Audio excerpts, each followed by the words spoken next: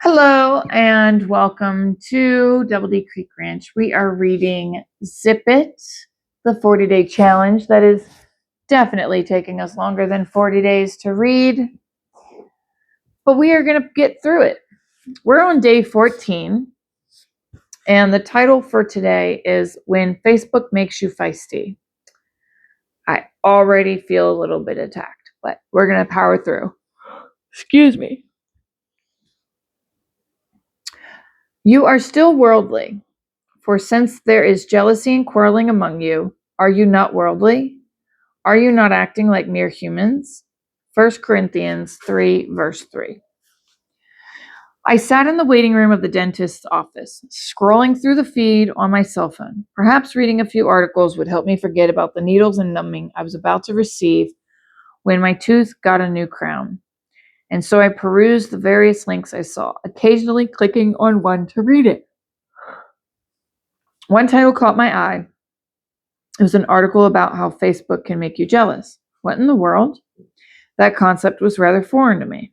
Up until that time, Facebook, to me, was just a place to connect with old friends, a spot for people to post pictures and random facts about their lives, like what they ate for lunch. I didn't see it as a breeding ground for jealousy. The article started off talking about how we escape our real lives each day, going to a virtual vacation destination, Facebook.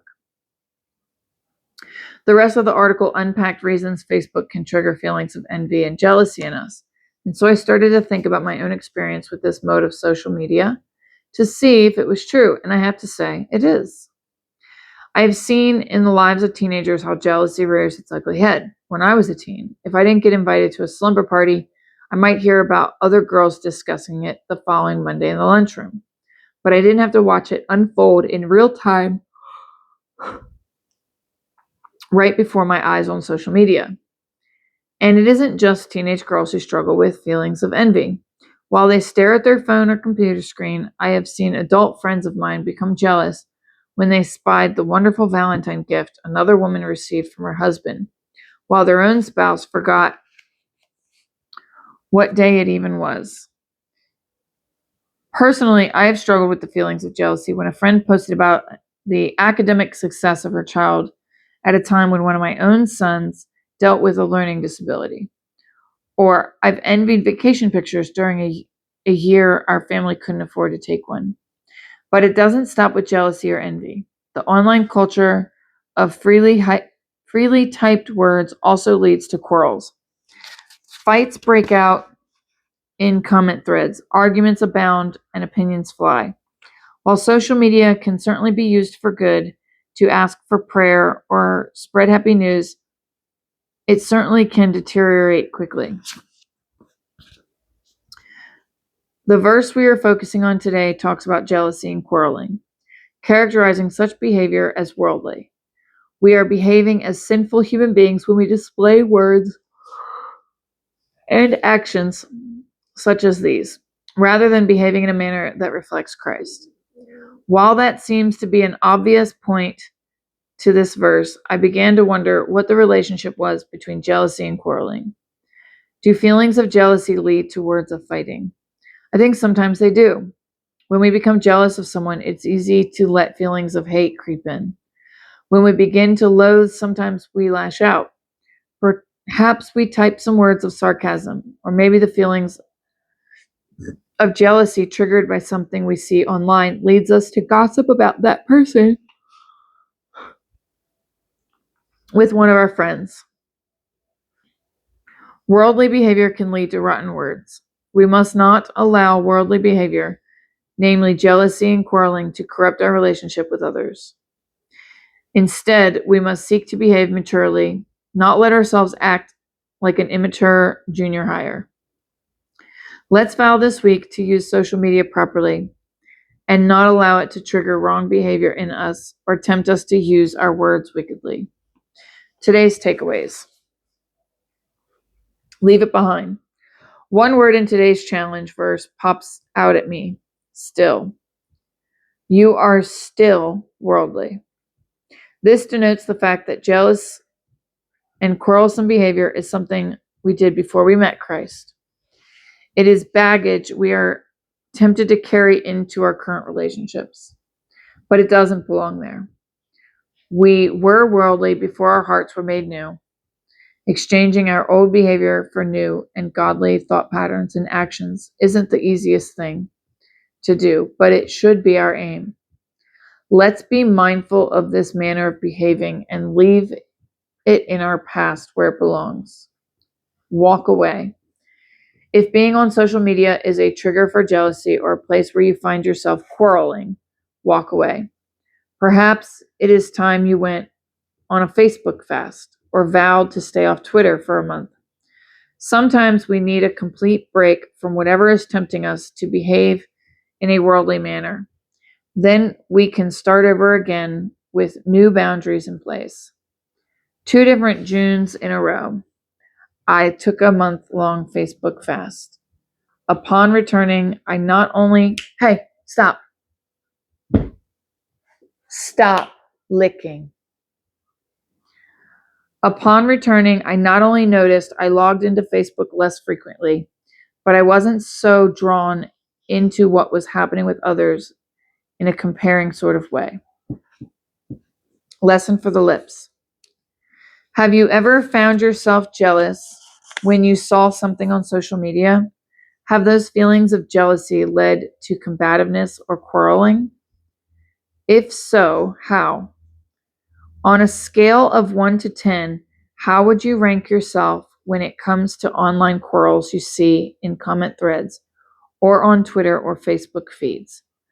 Let's say the number 1 represents I never participate in online quarrels, and 10 stands for I love a good online fight and often jump in and give my opinion. Be honest and write your number down. How would you like to see that number change? What can you do to bring about the change? Write a goal for yourself. A prayer for today. Father, sometimes it's hard for me to watch my words while I'm online. Help me to be content with the life you have given me and not be jealous of others.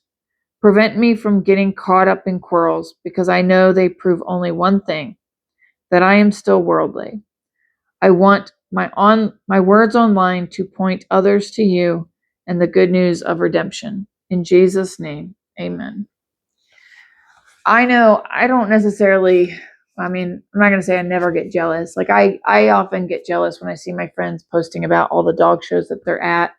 There's one coming up in December that I have been wanting to go to, and I had finally decided I was going to go this year, but then something else came up, so I won't be going this year. And I won't be able to go next year because I go home for Christmas next year.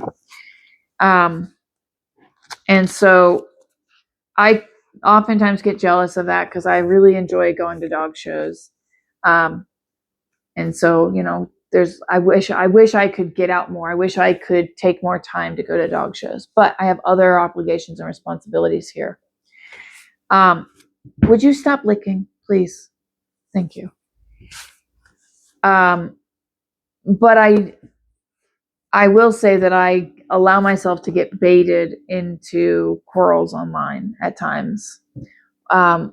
Sometimes it's, dog stuff, where people are just saying off the wall stuff, or they're asserting their opinion on their page, and for whatever reason it pops up in my feed, which probably means that they have a public following.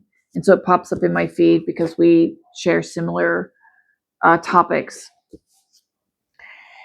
And I will often allow myself to be baited into responding.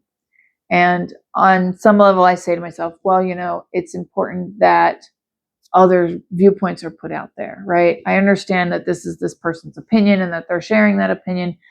But if people don't ever learn that there are other viewpoints, then, people don't, if I'm not willing to share that there is another, viewpoint that you could be looking at this through, then people may never change their opinions. They may never get into research. And for me, as someone who, I'm a natural rearing breeder, I feed raw. I don't I don't give my dogs chemicals or toxins. There's no chemicals or toxins in my home. I don't use chemicals or toxins in my yard.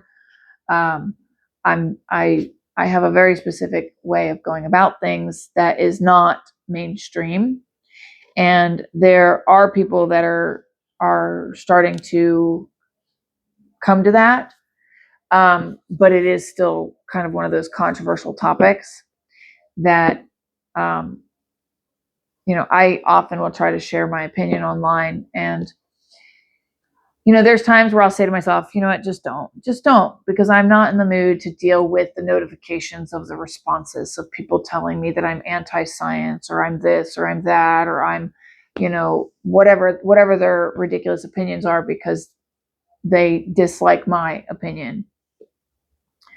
And usually I do try to just stick with like sharing facts, like sharing scientific sources of things.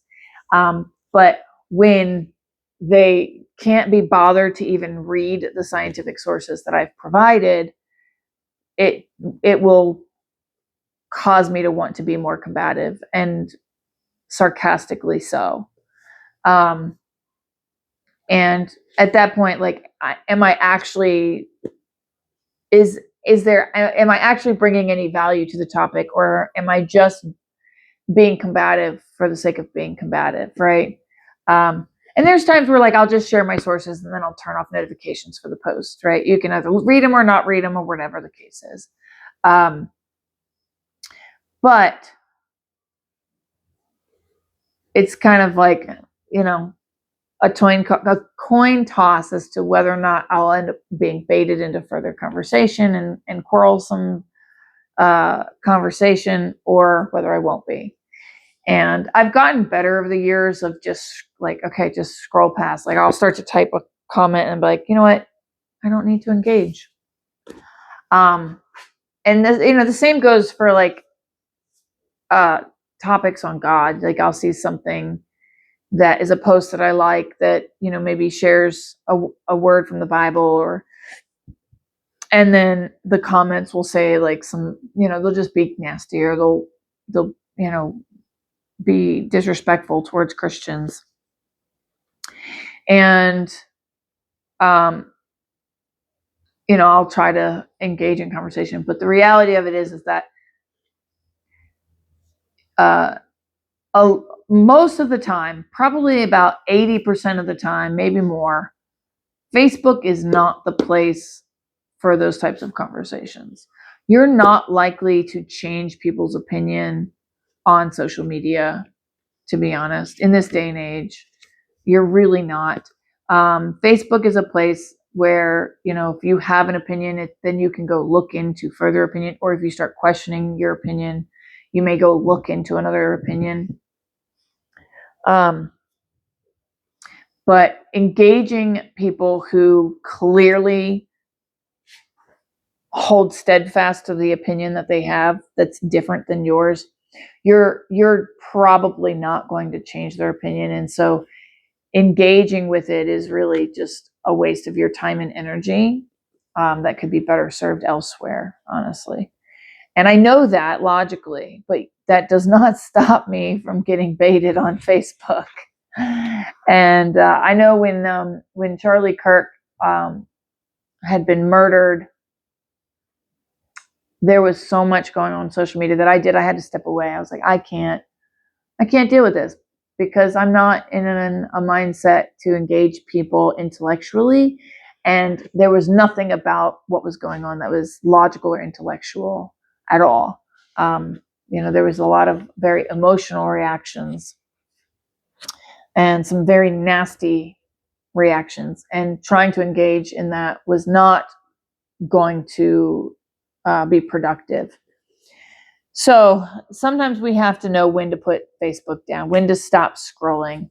And, I'm only on social media because of my business, and that I keep telling myself that that's where it should stay. I should not be scrolling through social media, aside from maybe checking in with like my actual friends list, what they are sharing, what's going on in their lives. But maybe I don't need to follow this person or that person that has a different opinion than me, or engaging in the comment section. I can see their post, but I don't necessarily need to engage in the comment section. And maybe you need to work on that too, where you just don't let yourself get baited into conversations with people on social media.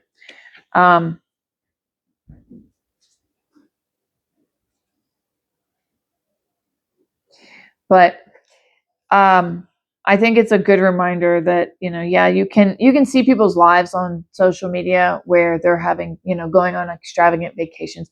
A lot of people, notoriously, a lot of influencers will have these picturesque, perfect lives on social media. And that's not, we're like, wow, look at them. They've got a beautiful family and everything's great in their lives. And wow, they just bought a new truck. And wow, then they just bought this, like in my world, it might be like, oh, well, they bought this dog. And I know what it costs to import a dog. And it's like, man, I wish I could spend the money to buy a dog. Well, I've bought plenty of dogs. They haven't bought a dog in a while. So maybe they've been saving up for the last 5 years to bring this dog in. Whereas, I haven't brought a dog in a while because I brought in a bunch of dogs prior to that. Or maybe they just, bought a new house, or they just put in a pool, or they've got this fancy thing. And, keeping up with the Joneses of trying to keep up with all the latest and greatest tech and this and that. And it's really easy to like see what other people are doing in their lives and be like, man, that's great. Look at all these cool things that they're buying, and all these cool things that they're doing, and all these cool places that they're going. I wish I could do that. And, we don't know how they're doing it. We don't know what's going on. Or I see people getting mad, like when somebody's, living maybe a more traditional life where they're a stay-at-home mom, stay-at-home wife, and, they're cooking things from scratch. And it's like, well, it must be nice because your husband clearly makes a bunch of money, or they have a bunch of kids. Must be nice. Nobody should be having that many kids in this economy. Well, if they can afford it, who cares? Why are you upset about it? And I've seen, like, I saw a post recently where people were getting upset that this person shared a video of how many kids they had. And they had a lot of kids, bless their heart. But clearly they're happy with it, right? Clearly it's working for them. And if it isn't working for them, is it really any of my business? It's really not. But as long as you're supporting your family on your own, between you and your significant other, I don't really care. If you're putting that, that financial burden on others, then yeah, it is my business. But other than that, it's not. And so I was reading through these comments, and I ended up just saying, I'm not going to respond to any of this because this is quite ridiculous. But people were mad, like, for all kinds of reasons. Well, not everybody can be a stay-at-home mom. Okay, that's fine if you can't be a stay-at-home mom. Well, not everybody can cook from scratch because not everybody learned how to cook. Okay, that's fine. You can learn how to cook if you want to, but you don't have to cook from scratch if you don't want to cook from scratch. They clearly enjoy it. That's something they enjoy. But it was just all kinds of things of, like, just, it was very clearly the comments were motivated by jealousy. And it can be really toxic to read. And that's how you end up getting baited in, I think, at least for me. Is like, you see all this stuff and you're like, wow, this is very irrational. You get baited into responding to them. And then you end up in a quarrel where you're trying to point out, like, you're clearly jealous of the lifestyle that this person's living. And they're clearly not ready to acknowledge or admit that.